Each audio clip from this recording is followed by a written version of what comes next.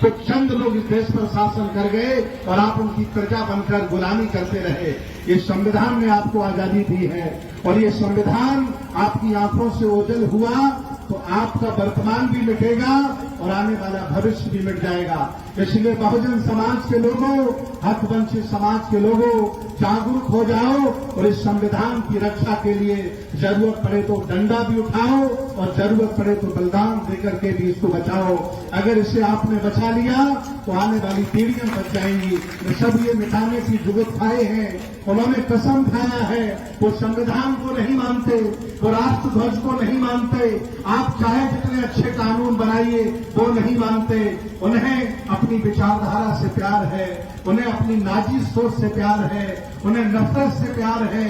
इसलिए जब तक पीड़ित समाज 85 बाबू जगदेव ने 90 कहा ये इकट्ठा नहीं होगा, एक साथ खड़ा नहीं होगा, तब तक देश में सामाजिक, राजनीतिक, धार्मिक, आर्थिक व्यवस्था बदल नहीं सकती। याद रखना, बहुत से लोग यहां राजनीति करने आए, उन्होंने सत्ता परिवर्तन का बहुत बड़ा काम किया, दूसरे को हराया, जीत गए, बड़ी कोठी बनाई, बच्चे को विदेश में पढ़ाया, लेकिन व्यवस्था परिवर्तन का रत्ती भर काम नहीं किया।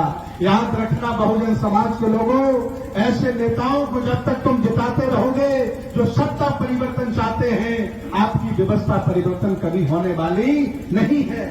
और व्यवस्था परिवर्तन जो नेता करना चाहता है उसका आप साथ दीजिए और जो संविधान के साथ खड़ा है, सबके साथ खड़ा है, उसका साथ दीजिए। तभी ये देश बचेगा और ये संविधान बचेगा, हमारा मान सम्मान बचेगा। मैं एक बौद्ध भिक्षु होने के नाते भी अपने लोगों के साथ खड़ा हूं।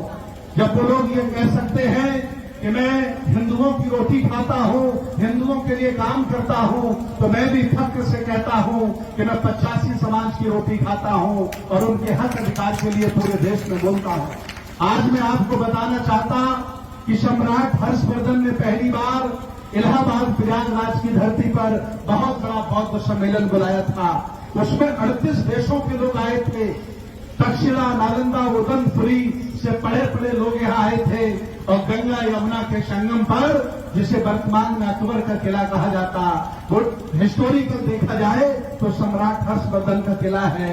उस किले में उन्होंने 38 देशों के लोगों को बुलाकर अपना पूरा खजाना खोल दिया था और एक ऐसा मेला लगाया, एक ऐसा महोत्सव किया जो महोत्सव इस प्रयागराज की धरती पर 6 महीने चला था। आज वो मेला किन लोगों ने कब्जा कर लिया आप सारे लोग जानते हो।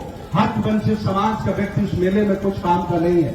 आप दर्शक हैं, सांस्कृतिक परिवर्तन हो गया क्योंकि आप गुलाम हो गए, शिक्षा से वंचित हो गए, सत्ता से वंचित हो गए, पढ़ने दिया नहीं गया, आप भूल गए कि आपके पुरखों ने क्या क्या काम किया है। इसलिए मैं फिर दोबारा याद दिलाने आपको आया हूं कि 27 अक्टूबर को प्रयागराज की धरती पर दुनिया के बड़े लोग हमने बुलाए हैं और 15 देशों के लोगों को बुलाया है। विश्व बौद्ध सम्मेलन हमने बुलाया है। मैं आपको आमंत्रित करने आया हूं, आप सब लोग अपने घर परिवार के साथ आइए और आकर के व्यवस्था बदलने का काम करिए।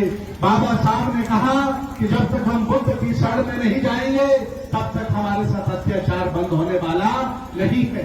मैं चाहता हूं आप उनसे ज्यादा विद्वान नहीं हो, आप उनसे ज्यादा पढ़े लिखे नहीं हो, अगर हमारे महापुरुषों ने मार्ग दिखाया तो हमें उस पर चलना चाहिए। मैं आह्वान करता हूं कि आपके पटेल संस्थान में 27 अक्टूबर को विश्व बौद्ध महासम्मेलन में आप सब लोग आइए। कौन कौन आएगा हाथ उठा के, और चारों तरफ चर्चा करिए। ये अब तक का सबसे बड़ा बौद्ध, जब तक इनका कुंभ लगेगा तब तक हम अपना कुंभ लगाकर पूरी दुनिया को दिखा देंगे कि ये बौद्धों का मेला है, ये बौद्धों का कुंभ है। इसलिए मैं आपको आमंत्रित करता हूं, आइए। आज आपने मुझे बुलाया, हमारा सत्कार किया, इसलिए आयोजक मंडल का, संचालक मंडल का, सभी सहयोगियों का बहुत बहुत धन्यवाद कि आपने हमारा सम्मान रखा। और सोशल मीडिया पर तो आप सुनते रहते होंगे, तमाम हमारे वीडियो वायरल होते हैं। मैं देश में खुलेआम सच्चाई बोलता हूं, मैं किसी के खिलाफ नहीं हूं, ये गलतफहमी कोई ना पाले। मैं उन हक वंचित असहाय लोगों के साथ हूं जिनके साथ सदियों से जुर्म हुआ और आज भी ये लोग जुर्म कर रहे हैं। इसलिए मैं उनके साथ खड़ा हूं, पीड़ित के साथ खड़ा हूं। मैं एक बौद्ध भिक्षु होने के नाते जिंदा हूं और मानवता के साथ खड़ा हूं।